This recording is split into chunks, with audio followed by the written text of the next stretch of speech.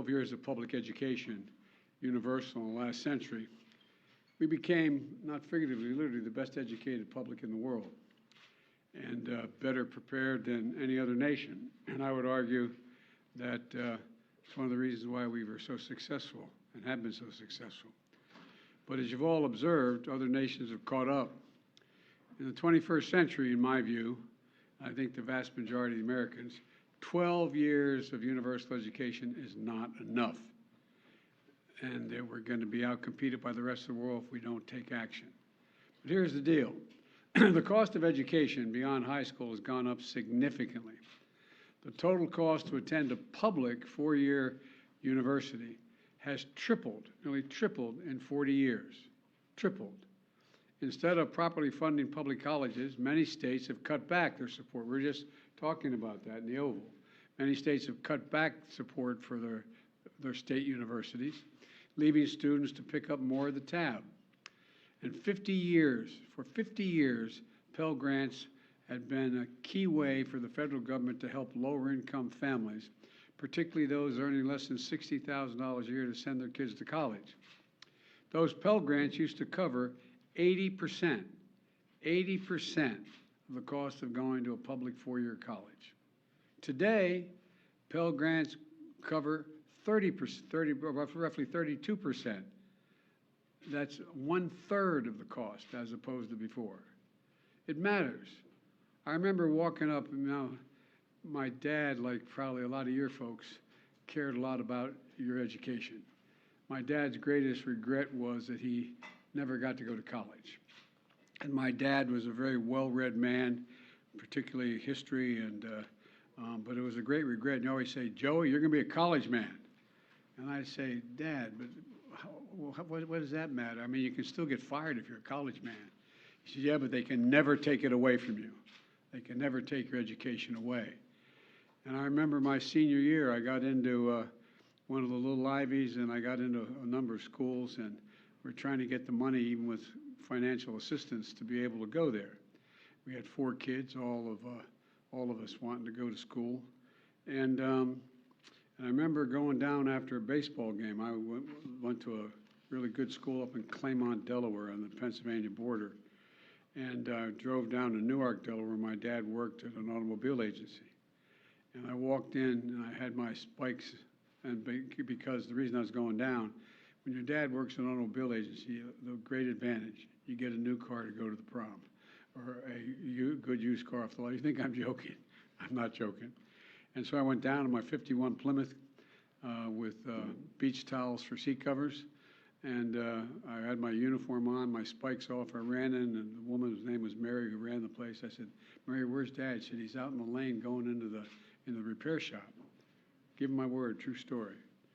And my dad was a well-dressed, refined fella, and I walked out, and my dad was pacing back and forth between the big garage door going into the repair shop and the door going out of the showroom.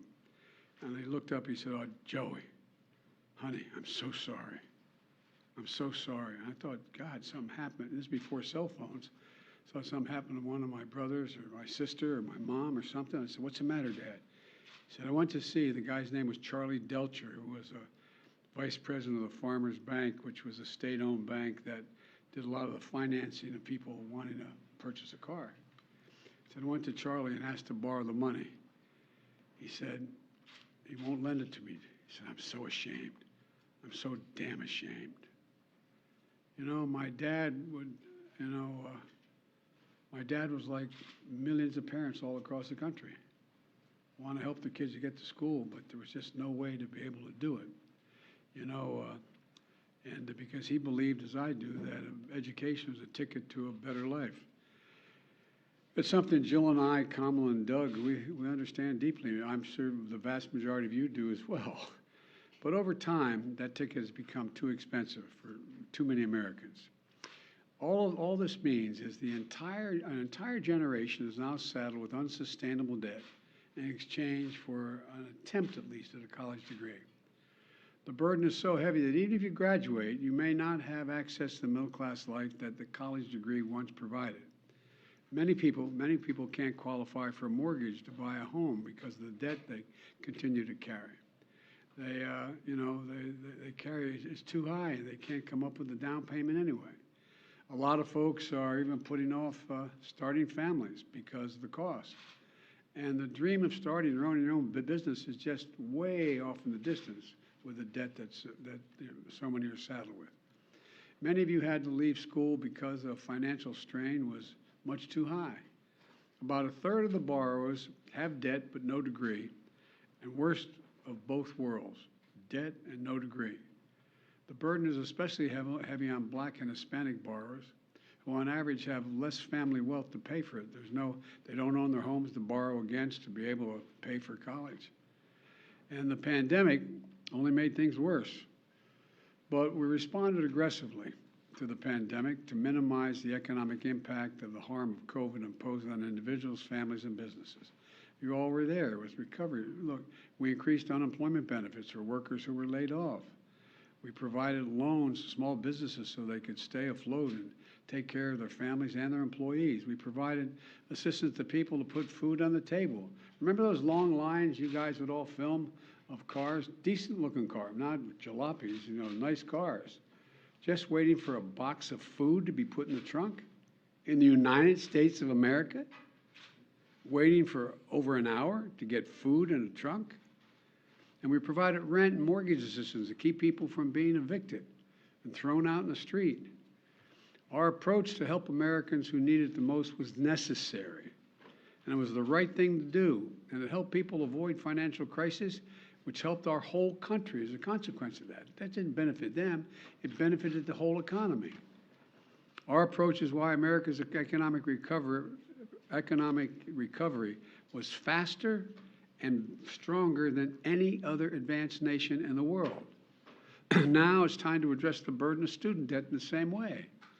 Working closely with the Secretary of Education, he's got the hard job, Secretary Cardona. Here's what my administration is going to do to provide more breathing room for people so they have less burdened by student debt. And quite frankly, to fix the system itself, which when we came in, we both acknowledged was broken in terms of, anyway. There are three key factors what we're going to do today.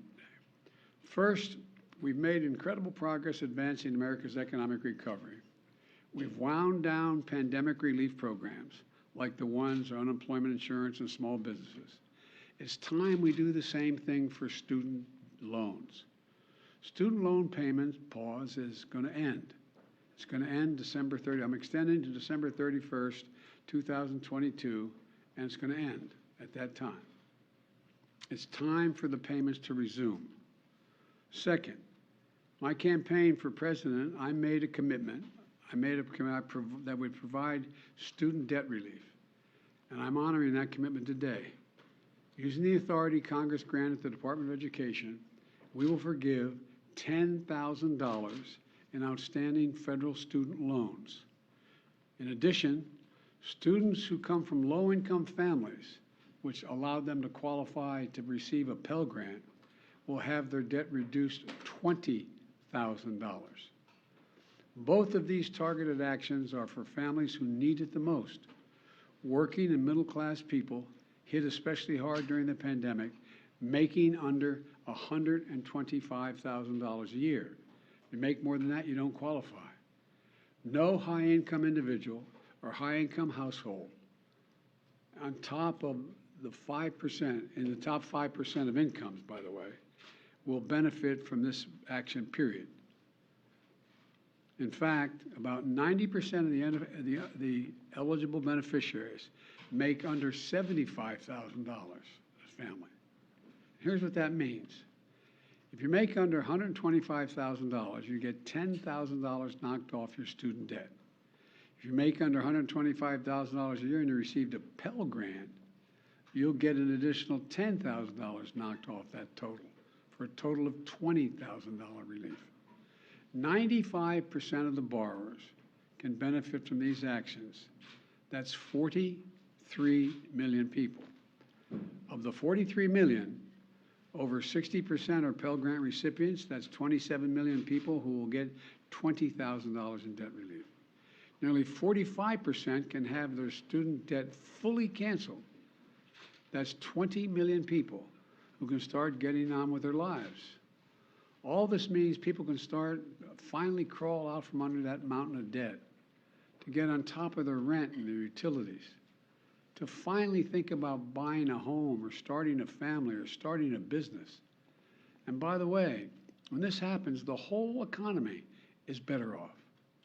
In the coming weeks, the Department of Education will lay out in detail a short and simple form to apply for this relief, along with information when this application process opens. By resuming student loan payments at the same time as we provide targeted relief, we're taking an economically responsible course. As a consequence, about $50 billion a year will start coming back into the Treasury because of resumption of debt. Independent experts agree that these actions taken together will provide real benefits for families without meaningful effect on inflation. Let's be clear. I hear it all the time. How do we pay for it? We pay for it by what we've done. Last year, we cut the deficit by more than $350 billion. This year, we're on track to cut it by more than $1.7 trillion by the end of this fiscal year, the single largest deficit reduction in a single year in the history of America. And the Inflation Reduction Act is going to cut it by another $300 billion over the next decade because Medicare will be paying less for prescription drugs, and over $1 trillion if you add it out for the next 2 decades. The point is this: there is plenty of deficit reduction to pay for the programs, cumulative deficit reduction to pay for the programs many times over.